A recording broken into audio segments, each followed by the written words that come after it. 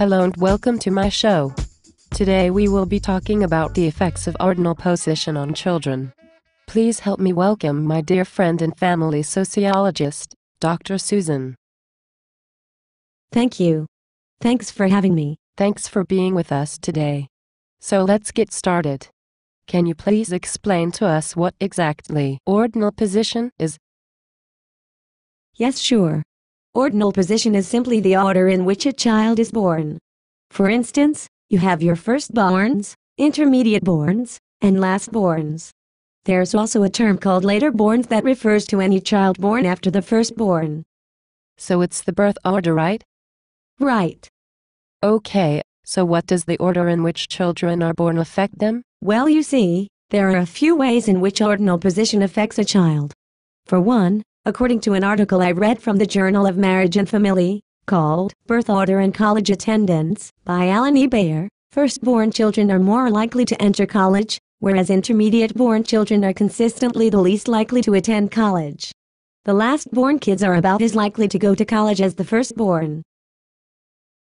And why would you suggest this is? According to this article, one researcher says that the firstborn is likely to have more financial resources available at the time than do the laterborns. So what you're saying is that it's based on the family size? No, that is a very common misconception though. Research shows that family size has a negative correlation to education expectations. Oh, okay, I see. So what about children without siblings? Only children. Only children are actually more likely to attend college than those of any other ordinal position. Very interesting.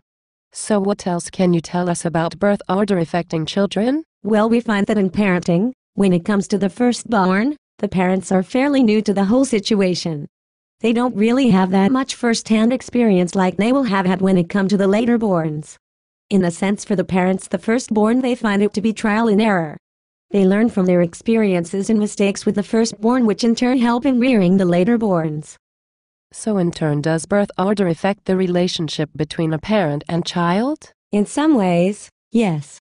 For example, in a study I read about in an article called What Parents Learn from Experience, The First Child is a First Draft from the Journal of Marriage and Family by Sean D. Whiteman, Susan M. McHale, and Ann C. Crowder, it was found that firstborns were more likely to have parent-adolescent conflict than the laterborns.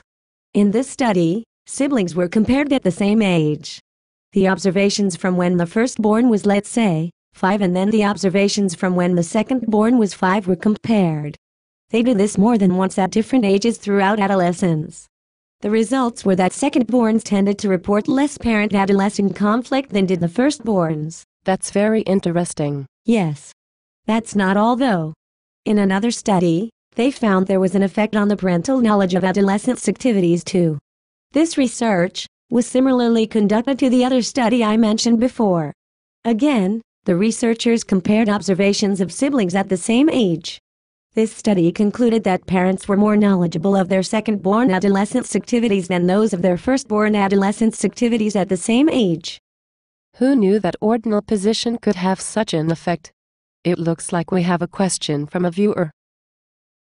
Michelle from New York wants to know if there are certain characteristics attributed to certain ordinal positions. That is a good question. In some senses, there are certain characteristics. For example, in an article, Sibling Relationships in Cross-Cultural Perspectives from the Journal of Marriage and Family, Victor G. Cicerelli explains how firstborns tend to be responsible, leaders, teachers, and confidants. This is because they have younger siblings who they help care for and look up to them. Older siblings have a considerable impact on younger siblings' cognitive, social, and emotional development. However, these things aren't set in stone and birth order does not define the person.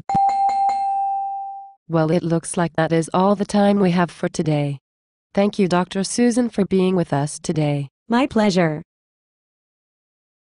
Tune in next week, same time, and have a good night. Thanks again.